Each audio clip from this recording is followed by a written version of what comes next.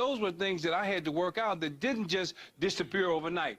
I had to retrain my thinking, refocus my emotions. I had to do some mental adjustment. I had to get a vision for what's possible. It was just, I had to get a total makeover, no question about it. I had to get a new personality. I had to find my gifts, my talents, and it was just great. My gifting took me places that my character wouldn't keep me, and my personality took me places that my character wouldn't keep me. And so I had to work on my character as a person, because if you know, you can have a strong character and your personality.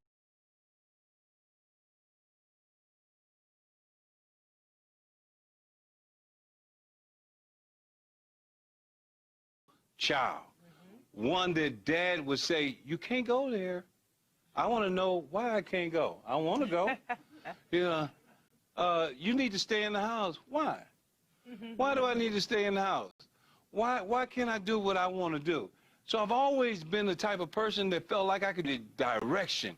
I just needed someone to mentor me, to guide me, to direct me. And I was so rebellious. You know, one of the worst things you can do is develop a spirit of rebellion. But I had the spirit of rebellion. If you told me to go right, I'm going left. If you told me to go up, I'm going down. I just didn't want to do what anybody tell me. I was a strong-willed child. And I learned something, because one of the things that cost me didn't pay him no attention. I'm going to do it. And that was the worst thing. Tell me not to do something, that's the worst thing you can do. You should just tell me, go rob folk, just go rob them. And then I probably won't do nothing. But you say, don't do it. I'm like, oh, why not? I'm going to do, you know, that kind of thing. It's amazing how our minds work. It's amazing. You know, it's like you dare to go out there and say, well, I'm just going to hang out. It's hard going. He's left us, unfortunately.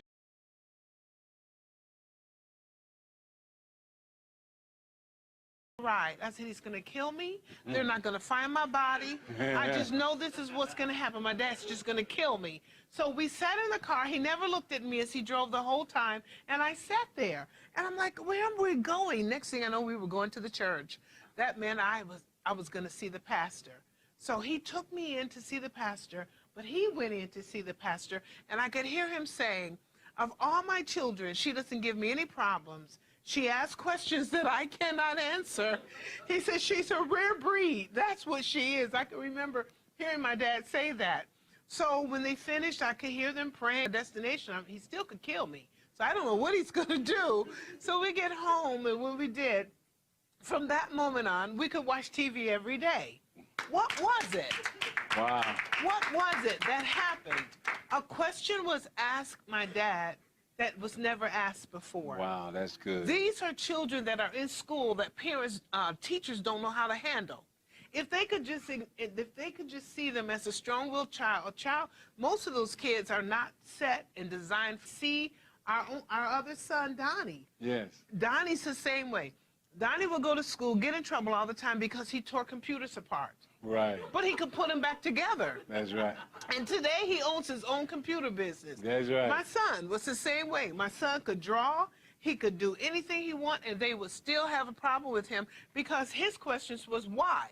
Why do we have to do? Not that the other children aren't, but there are some that advance faster than others. Strong-willed kids advance much faster than other kids do because they have it's like a sixth sense inside of them that they use, or they're using all of their five senses, and it's helping them to advance in business. But I guarantee you that everyone who owns their own business, including our President Trump, he definitely was a strong-willed child. You could tell just the way he is now. Right. You can tell those who were strong-willed children. They're the ones who are successful. Our former President Obama all the presidents, I believe, were strong-willed because they're looking at the nation. They're looking.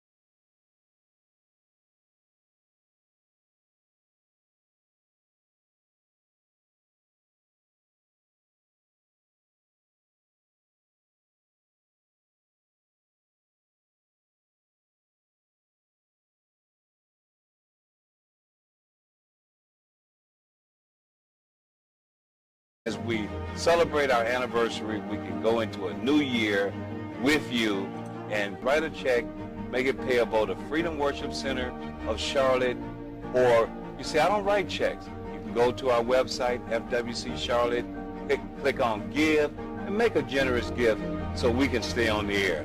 We're counting on your support. We need your support to continue to do what we're doing. So trust we've been a blessing, and if we have, we need your support.